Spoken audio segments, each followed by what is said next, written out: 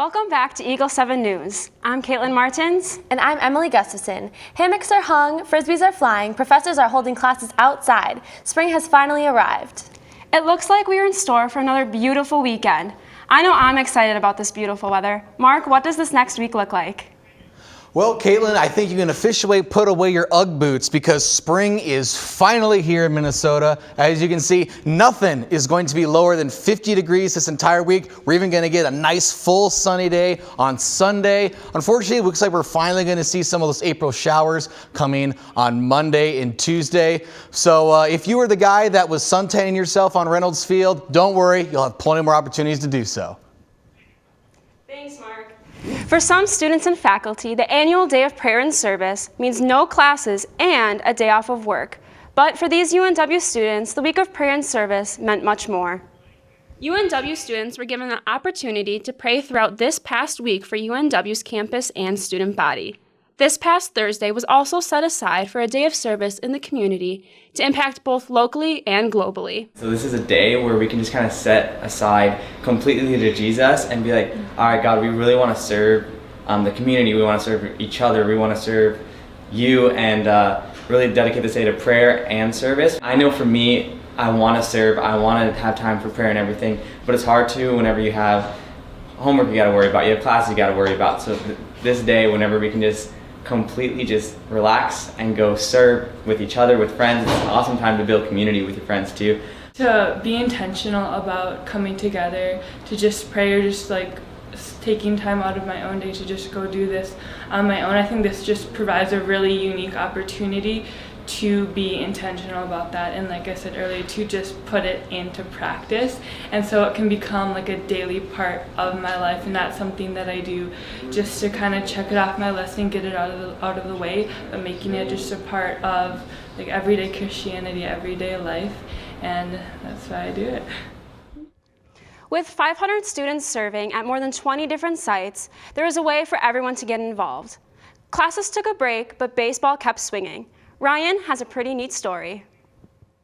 That's right. The Northwestern baseball team has experienced a revival this season, and one freshman has been an integral part of taking the team to new heights.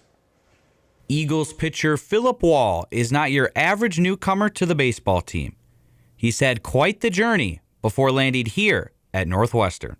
Yeah, so I was born in Alaska originally. I've had the unique opportunity of playing baseball in 4 different states now, being Alaska, New York, Georgia, and Minnesota. It's not easy getting someone's attention being from Alaska, so you have to take advantage of the few opportunities you may get.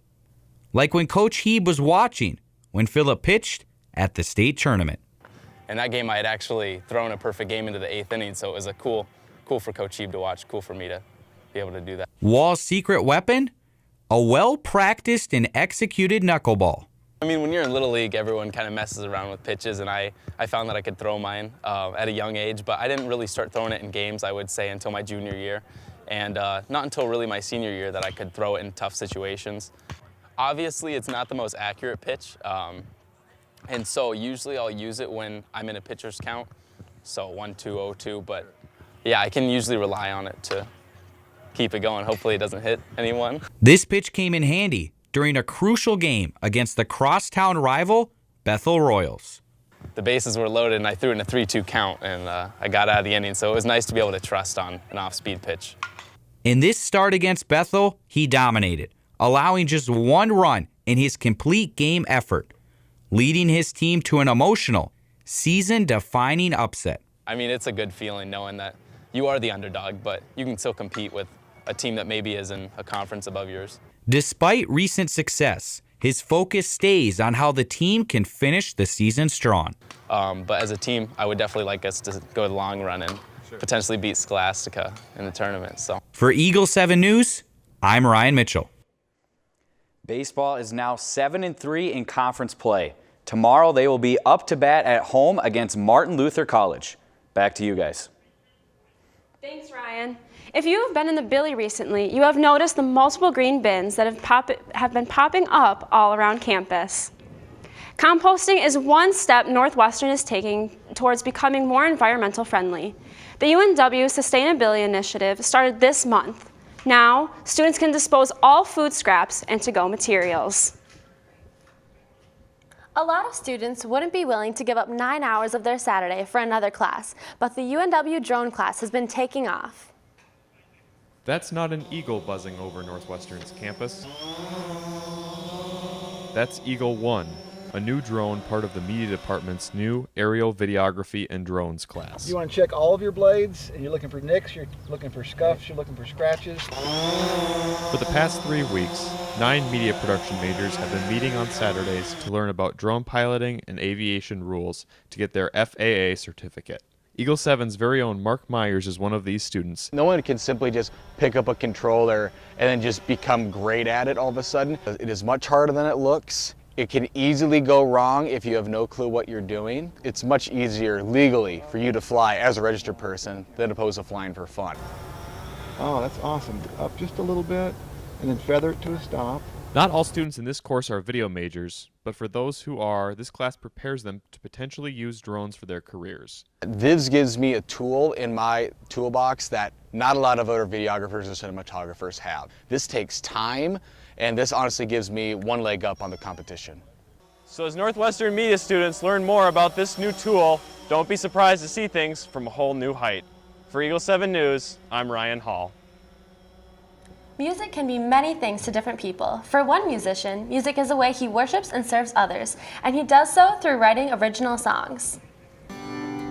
Jesus is a big part of Jonathan Lindstrom's life, and so is music.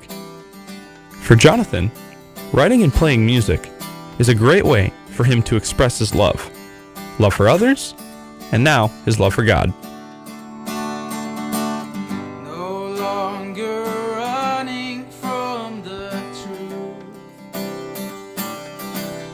Turn to you, all eyes on you. When I first started writing, it was a lot of love songs, and then I kind of gradually went into worship music, and more Christian songs. So as of right now, I write mostly Christian songs. So, but writing lyrics isn't as hard as someone might think. Jonathan relies on God for the inspiration for the lyrics. I usually just start by praying, asking God to give me the lyrics, and then I'll just usually start writing. And I write down whatever comes to mind, because then you already have like a bunch, and then if you need to cut stuff out, you can cut stuff out. Worship is a way we can draw closer to God. Jonathan has even played his song, Come Back Home, during chapel.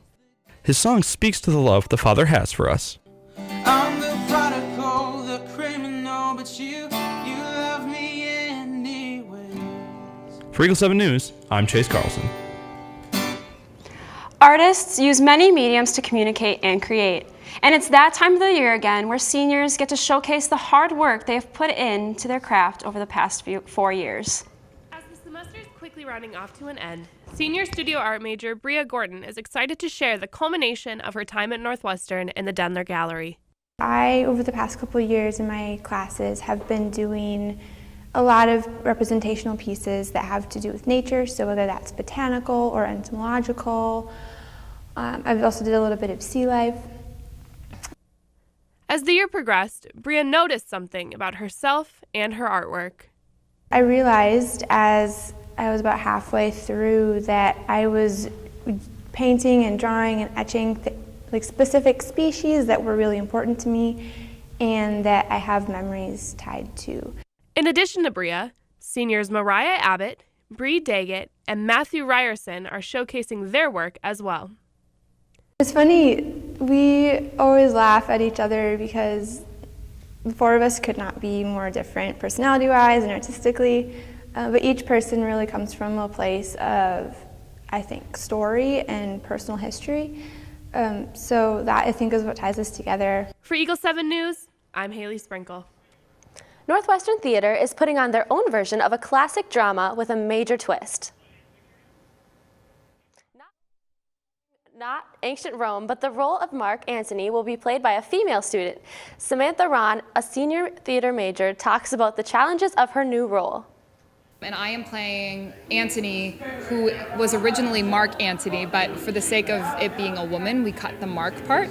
She is a general who has fought next to Caesar in all of these battles that has made him successful. So I am wearing women's clothes, but not like a dress, you know, she's kind of like a tomboy, and she's tough, but I think the thing that I also appreciate is we're not trying to make her, we don't take away all of her femininity. You know, she's still a woman.